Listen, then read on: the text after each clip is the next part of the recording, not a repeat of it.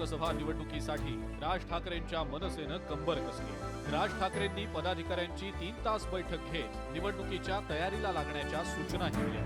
यासाठी मतदारसंघनिहाय पदाधिकाऱ्यांवर जबाबदारी सोपवण्यात आलेली आहे। आता ज्या लागतील निवडणुका त्या मला असं वाटतं लोकसभेच्याच लागतील आणि त्या दृष्टिकोनातनं आमच्या प्रत्येक लोकसभा मतदारसंघाची चाचपणी होईल।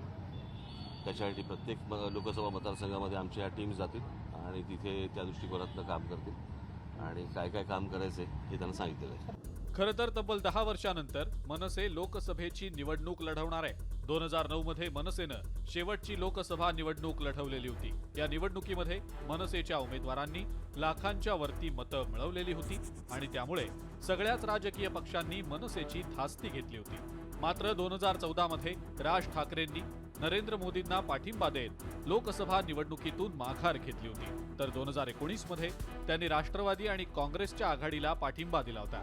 त्या निवडणुकीतही मनसेनं उमेदवार दिलेले नव्हते।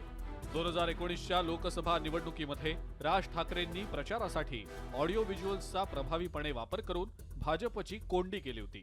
राज ठाकरेंच्या लाव रे तो व्हिडिओ स्टाईल प्रचाराची चांगली चर्चा देखील झाली होती। राज ठाकरेंनी पंतप्रधान नरेंद्र मोदी आणि अमित शहा यांच्यावर बोचरी टीका केली होती। त्यांच्या सभांना होणारी गर्दी पाहून काँग्रेस आघाडीचा आत्मविश्वास वाढलेला होता।